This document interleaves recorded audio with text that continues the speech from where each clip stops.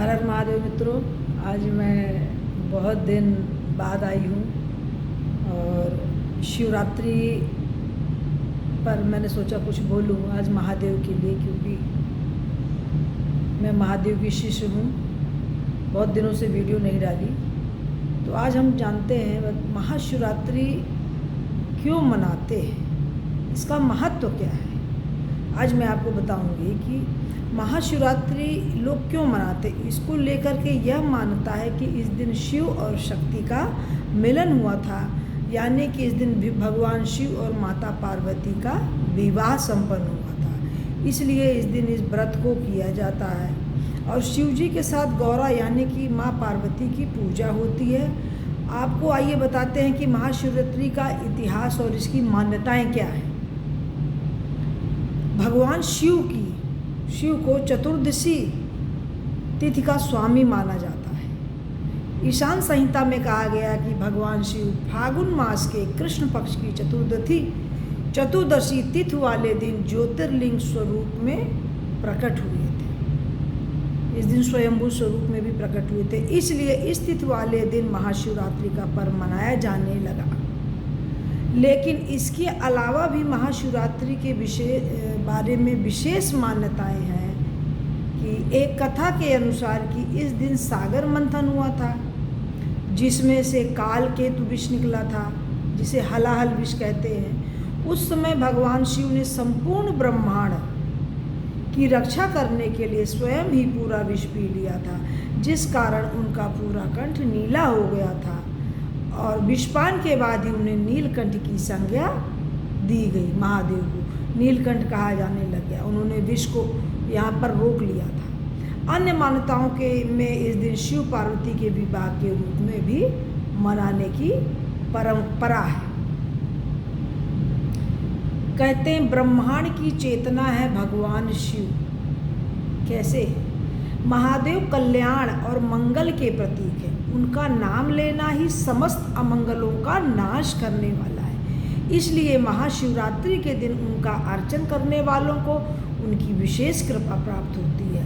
मार्कंडेय पुराण में कहा गया है कि निरंजनो निराकारो एको देवो महेश्वरा, अर्थात निरंजन और निराकार महेश्वरी एकमात्र देव हैं जो मृत्यु के मुख में गए हुए प्राणों को बलपूर्वक रक्षा करने में समर्थ है।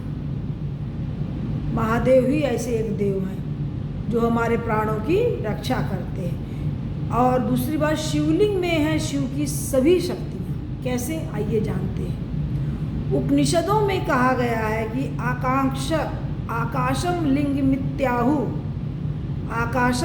मित्याहु पृथ्वी तस्य पीठिका आलया सर्वदेवाना लयना लिंगम मुच्यते, अर्थात आकाश लिंग है और पृथ्वी उसकी पीठिका है। इस लिंग में समस्त देवताओं का वास है। संपूर्ण सृष्टि का इसमें लय होता है, इसलिए इसे लिंग कहा जाता है। इस लिंग की पूजा और अर्चना करने से आशुतोष भगवान देवों के देव महादेव प्रसन्न होते हैं और उपासक को विशेष फल प्रदान करते हैं। अब ये जानते हैं कौन कर सकता है यह व्रत।